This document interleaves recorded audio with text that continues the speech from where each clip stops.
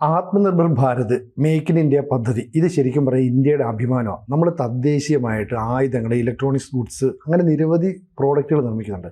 ഇപ്പോൾ നമ്മുടെ പ്രതിപക്ഷ നേതാവ് രാഹുൽ ഗാന്ധി ഇത്തരത്തിലുള്ള ഫാക്ടറികളൊക്കെ സന്ദർശിച്ചിട്ട് പറയുന്നു, അത് ശരി, ചൈനയിൽ നിന്ന് കൊണ്ടുവരുന്ന സാധനങ്ങൾ അസംബിൾ ചെയ്യുകയാണ് ഇവിടെ ചെയ്യുന്നല്ലേ, എന്നിട്ട് ഇന്ത്യക്ക് വലിയ നേട്ടമുണ്ടെന്നൊക്കെ പറയുന്നത് വെറുതെയാണ്. ഈ Atmanirbhar Bharat make in India പദ്ധതി തട്ടിപ്പാണെന്ന് പറയുന്നത്.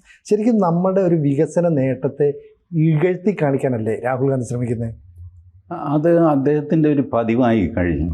ഈ രാജ്യത്ത് നടക്കുന്ന നല്ല കാര്യങ്ങളെയൊക്കെ കൊച്ചാക്കി കാണിക്കുക. ഈ മെയ്ക്ക് ഇൻ ഇന്ത്യ എന്നാണ് അതിൻ്റെ പേര് തന്നെ. അതായത് ഇന്ത്യയിൽ ഉണ്ടാക്കുക. അത് അങ്ങനെ പേര് കൊടുത്തത് തന്നെ പല സ്ഥലത്തു നിന്ന് കൊണ്ടുവന്നിട്ട് ഇന്ത്യയിൽ വെച്ച് ചെയ്യുക എന്നുള്ള അർത്ഥത്തിലാണ്. അല്ലെങ്കിൽ മെയ്ഡ് ഇൻ ഇന്ത്യ, എല്ലാം ഇന്ത്യയിൽ ഉണ്ടാക്കിയതാണെങ്കിൽ. ഇൻഡിജിനൈസേഷൻ എന്ന് പറഞ്ഞ ഇൻഡസ്ട്രിയിലൊരു ഏർപ്പാടുണ്ട്. അതായത് ഇന്ത്യയിൽ തന്നെ നിർമ്മിച്ച സാധനങ്ങൾ, ബാക്കി ഫോറിനിൽ നിന്നുള്ളത്, ഇതെല്ലാം കൂടെ കൂട്ടിച്ചേർത്തിട്ട് ഒരു യന്ത്രമോ സംതിങ് നമ്മൾ ഉണ്ടാക്കുന്നു. അപ്പോൾ അതിൽ ഇൻഡിജിനസ് പാർട്ട് എന്ന് പറയും, ഇന്ത്യയിൽ തന്നെ ഉണ്ടാക്കി ഉപയോഗിച്ചത്. ബാക്കിയുള്ളത് ഫോറിൻ പാർട്സാണ്. ഇത് എല്ലാ രാജ്യങ്ങളും ചെയ്യുന്നതാണ്. ഇങ്ങനെ നടക്കുകയുള്ളൂ ഇത്. അല്ലാതെ എല്ലാ സാധനങ്ങളും ഇന്ത്യയിൽ ഉണ്ടാക്കുക എന്ന് പറഞ്ഞാൽ അത് അച്ചീവ് ചെയ്യേണ്ട ഒരു ടാർഗറ്റാണ്. അതാണ് ആത്മനിർഭർ ഭാരത്. ബട്ട് അത് കുറച്ച് ദൂരെയാണ്. അങ്ങോട്ട് നമ്മൾ പ്രയാണം തുടങ്ങിയിട്ടുണ്ട് എന്നേ ഉള്ളൂ. അപ്പോൾ നമുക്ക് സ്വന്തമായിട്ടില്ലാത്ത ഒരുപാട് ടെക്നോളജിയുണ്ട്.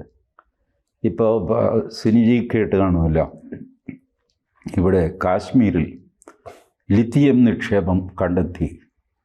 വലിയൊരു വാർത്തയായിരുന്നു. അതെ, രാജസ്ഥാനിൽ. അപ്പോൾ അത് ബാറ്ററി ഉണ്ടാക്കാൻ ഇനിയിപ്പോൾ ഇന്ത്യക്ക് നോക്കാനൊന്നുമില്ല. ഇപ്പം എന്താ അത് കേൾക്കാത്തത്? കാരണം ഈ ലിത്തിയം എല്ലാ സ്ഥലത്തും കിടപ്പുണ്ട്. അതിൻ്റെ കോൺസെൻട്രേഷനാണ് ഒരു പ്രശ്നം. എത്ര കോൺസെൻട്രേഷനിൽ മണ്ണിൽ ലിത്തിയമുണ്ട്? അപ്പോൾ ഒരു 1% അല്ലെങ്കിൽ 2% ഉള്ളുവെങ്കിൽ അത് എടുക്കാൻ പറ്റില്ല. കാരണം എടുക്കാനുള്ള ചിലവ് ഈ ലിത്തിയത്തിൻ്റെ വിലയേക്കാൾ കൂടുതലായി പോകും. ലിത്തിയം നമുക്ക് പ്രോസസ്സ് ചെയ്യുന്നത്, ഇപ്പോൾ നമുക്ക് വേണ്ടി പ്രോസസ്സ് ചെയ്യുന്നത് ജപ്പാനാണ്. ജപ്പാനിൽ കൊണ്ടുപോയിട്ടാണ് നമ്മൾ ചെയ്യുന്നത്. ജപ്പാൻ്റെ ഫാക്ടറി ഇവിടെ കൊണ്ടുവരാനുള്ള ഏർപ്പാടുകൾ തുടങ്ങിയിട്ടുണ്ട്. ഇപ്പോൾ ആ ഏർപ്പാട് തുടങ്ങി ഈ ലിത്തിയത്തിൻ്റെ കോൺസെൻട്രേഷൻ നോക്കി അതിൽ യൂസ് ചെയ്യുക, അല്ലാത്തത് വെറുതെ പോകും. ഇപ്പോൾ കേരളം മൊത്തം കിളച്ച് മറിച്ചാൽ നമുക്ക് 1/2 കിലോ സ്വർണം കിട്ടുമെന്ന് വെച്ചോ. സ്വർണ്ണമുണ്ട് കേരളത്തിൽ. കേരളം മൊത്തം കിളച്ച് മറിക്കണം. എന്നിട്ട് ഉരുക്കി നീറ്റിയൊക്കെ എടുത്ത് കഴിയുമ്പോൾ 1/2 കിലോ സ്വർണം കിട്ടും. 1/2 കിലോ സ്വർണത്തിൻ്റെ വില ആലോചിക്കുക, കേരളം മൊത്തം കുഴിക്കാനുള്ള ചിലവ് ആലോചിക്കുക. മണ്ടത്തരമാണ്. പറയുമ്പോൾ പറയാം, കണ്ടില്ല 1/2 കിലോ സ്വർണം ഉണ്ടായിട്ട് മണ്ണിൽ കിടന്നിട്ട് ഒരു തിരിഞ്ഞു നോക്കുന്നില്ല. അത് എടുക്കാൻ പറ്റില്ല, അതുകൊണ്ടാണ്. അപ്പോൾ ഇങ്ങനെയൊക്കെയാണ് രാജ്യങ്ങൾ ചെയ്യുന്നത്. അപ്പോൾ ജപ്പാൻ ഇതിൻ്റെ ടെക്നോളജിയുണ്ട്, പക്ഷേ ജപ്പാൻ്റെ ലിത്തിയം ഡെപ്പോസിറ്റ് വളരെ കുറവാണ്. അപ്പോൾ നമ്മൾ അവരെ കൊണ്ട് പ്രോസസ്സ് ചെയ്തിട്ട് തിരിച്ച് ലിത്തിയം ഇങ്ങോട്ട് കൊണ്ടുവരുന്നു. ഇപ്പോൾ ജപ്പാൻ്റെ ഫാക്ടറി ഇവിടെ വരും. ചൈനയ്ക്ക് വലിയ ലിത്തിയം ഡെപ്പോസിറ്റ് ഉള്ളവരാണ്. അവർക്ക് പ്രോസസ്സിങ് പ്ലാന്റും ഉണ്ട്. നമ്മൾ സ്വാതന്ത്ര്യത്തിന് ശേഷം ഏകദേശം 1970-80 വരെയൊക്കെ നമ്മളും ചൈനയും ഒരേ രീതിയിലാണ് വികസിച്ച് വന്നത്. അതിനുശേഷം ചൈന അങ്ങ് വെച്ചടി കയറിപ്പോയി. അതിൻ്റെ ഒരു കാര്യം, ചൈനയിൽ ഏകാധിപത്യമാണ്. സർക്കാർ എന്ത് കാര്യം തീരുമാനിച്ചാലും നടക്കും. ഇവിടെ അത് നടക്കില്ല. ഇവിടെ 110 തുടക്കം കഴിഞ്ഞിട്ടൊരു പ്രോജക്റ്റ് തുടങ്ങുന്നത് എപ്പോഴാണ്? ഇപ്പം എല്ലാവരും വാഴ്ത്തിപ്പാടുന്ന വിഴിഞ്ഞം പ്രോജക്റ്റ്, അത് തുടങ്ങിയപ്പോൾ എല്ലാവരും ഉടക്കിലായിരുന്നില്ലേ? നമ്മുടെ ഇന്ത്യയിൽ സകല പ്രോജക്റ്റും ഉടക്കി വയ്ക്കും ആൾക്കാർ. ഒന്നുകിൽ പരിസ്ഥിതിവാദികൾ ഉടക്കി വയ്ക്കും, അല്ലേ നാട്ടുകാരുടക്കി വയ്ക്കും. ഭൂമി ഏറ്റെടുക്കാൻ സമ്മതിക്കില്ല. വലിയ പ്രയാസമാണ് ഇന്ത്യയിലൊരു പ്രോജക്റ്റ് മുന്നോട്ട് കൊണ്ടുപോകാൻ. എന്ന് വെച്ച് നമുക്ക് പ്രോജക്റ്റ് ഉപേക്ഷിക്കാൻ പറ്റുമോ?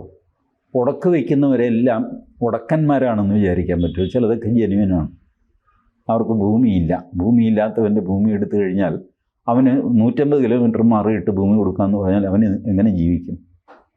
ഇതുപോലത്തെ പ്രശ്നങ്ങൾ ഒരു ജനാധിപത്യ രാജ്യത്തിന് പരിഗണിച്ചേ പറ്റുള്ളൂ. ഏകാധിപത്യ രാജ്യത്തിന് അതൊന്നും വേണ്ട. ചൈനയിൽ അവർ സ്ഥലം ഏറ്റെടുത്തോ അവിടെയുള്ളവരെ അടിച്ചോടിക്കുകയോ വെടിവെച്ച് കൊല്ലുകയോ എന്താണെന്ന് വെച്ചാൽ അവിടെ ചെയ്യാം. നമുക്കത് ചെയ്യാൻ സാധ്യമല്ല. ഇപ്പം ചൈന നമ്മളെ ഓവർടേക്ക് ചെയ്ത് വളരെയധികം മുന്നോട്ട് പോയി. അത് കഴിഞ്ഞ് അമേരിക്കൻ കമ്പനികളെ മുഴുവൻ ചൈന അങ്ങോട്ട് ക്ഷണിച്ചു. കാരണം അവിടെ ലേബർ കോസ്റ്റ് കുറവാണ്. തരുന്ന ശമ്പളം വാങ്ങിച്ച് വീട്ടിൽ പൊക്കോളണം. അല്ലാതെ ശമ്പളം കൂട്ടണമെന്ന് പറഞ്ഞാൽ സമരമൊന്നും ചൈനയിൽ നടക്കില്ല. ഇപ്പം നമ്മുടെ മുൻ മുഖ്യമന്ത്രി മരിച്ചുപോയില്ല, VS അച്യുതാനന്ദൻ, കമ്മ്യൂണിസ്റ്റായിരുന്നു. ചൈനയിൽ പോയിട്ട് അച്യുതാനന്ദൻ്റെ കമ്മ്യൂണിസം പുറത്തെടുക്കാൻ പറ്റുമോ? പറ്റില്ല. സമര പാരമ്പര്യം മിണ്ടായിരിക്കാം, ജയിലിലിട്ട്. അപ്പോൾ ഇങ്ങനത്തെ അന്തരീക്ഷമാണ് ചൈനയിൽ. ആ അന്തരീക്ഷം നമുക്ക് മുതലാവില്ല. നമ്മൾ ജനാധിപത്യ രാജ്യമാണ്. അപ്പോൾ നമുക്ക് കുറേ പരിമിതികളുമുണ്ട്. അതിനുള്ളിൽ നിന്നുകൊണ്ട് ആത്മനിർഭരാകാനായിട്ടുള്ള ഡയറക്ഷനിലേക്ക് പ്രോഗ്രസ് ചെയ്യണം. നമ്മൾ ഒരുപാട് കാര്യങ്ങൾ നമ്മൾ സ്വയം ചെയ്യുന്നുണ്ട്. നമ്മളിപ്പോൾ വലിയൊരു ആയുധ എക്സ്പോർട്ടറാണ്. ഡിഫൻസ് എക്സ്പോർട്ട് നമ്മുടെ വല്ലാതെ കൂടുതലാണ്. ഇതൊന്നും രാഹുൽ ഗാന്ധിക്ക് പ്രശ്നമില്ല. ഈ രാഹുൽ ഗാന്ധി വളരെ രഹസ്യമായിട്ട് ചൈനയുമായിട്ടൊരു MOU സൈൻ ചെയ്തു. അതിലെന്താ എഴുതിയിരിക്കുന്നു ചോദിച്ചാൽ ഇന്ന് വരെ കോൺഗ്രസിന് മറുപടിയില്ല, രാഹുൽ ഗാന്ധി മൈൻഡ് ചെയ്യില്ല. കുറേ കാലം മുമ്പ് ചെയ്തതാണ്, മൻമോഹൻ സിംഗ് സർക്കാർ ഇരിക്കുമ്പോൾ ചെയ്തതാണ്. എന്താണ് ആ memorandum of understanding? A political party in India signing A memorandum of understanding with another country. അതൊരു ദുരൂഹമായ ഏർപ്പാടല്ലേ? ഇപ്പോൾ രാഹുൽ ഗാന്ധി കാണിക്കുന്ന ഈ ചൈന വിരോധം വെറുതെ കാണിക്കാൻ വേണ്ടി കാണിക്കുന്നതാണ്.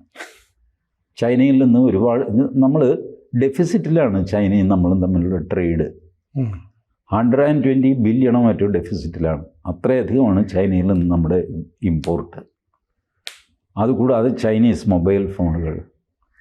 ഇത് ഒറ്റയടിക്ക് നമുക്ക് നിരോധിക്കാൻ പറ്റുമോ? നിരോധിക്കാവുന്നതൊക്കെ നിരോധിച്ചിട്ടുണ്ട്. എത്രയോ ചൈനീസ് ആപ്ലിക്കേഷൻസ് നമ്മൾ നിരോധിച്ചിട്ടുണ്ട്. ചൈനീസ് പ്രോഡക്ട്സ് ഒരുപാടെണ്ണം നിരോധിച്ചിട്ടുണ്ട്. ബട്ട് അത് മാത്രമായിട്ട് നമുക്ക് നിരോധിച്ച് മുന്നോട്ട് പോകാൻ പറ്റില്ല. ഒരു ലവ് ഹെയ്റ്റ് റിലേഷനാണ് നമ്മളും ചൈനയും തമ്മിൽ. ആവശ്യത്തിന് നമ്മൾ കൈ ഓർക്കും, അല്ലെങ്കിൽ ന്യൂട്രലാവും, അല്ലെങ്കിൽ വഴക്കാവും. ആ ഒരു ഇതാണ്. ചൈന നമ്മുടെ മിത്രമാണോ എന്ന് ചോദിച്ചാൽ മിത്രമല്ല, ഒട്ടുമല്ല. എന്നാൽ ശത്രുവാണോ എന്ന് ചോദിച്ചാൽ ശത്രുവായിട്ട് നമ്മളും പ്രഖ്യാപിച്ചിട്ടില്ല, അവരും പ്രഖ്യാപിച്ചിട്ടില്ല. ബട്ട് ഇൻറ്റേർണലി ചൈന നമുക്കൊരു ഭീഷണിയാണ്, ശത്രുവാണ് താൻ. ഇങ്ങനത്തെ സ്റ്റാറ്റസിലാണ് ചൈന നിൽക്കുന്നത്.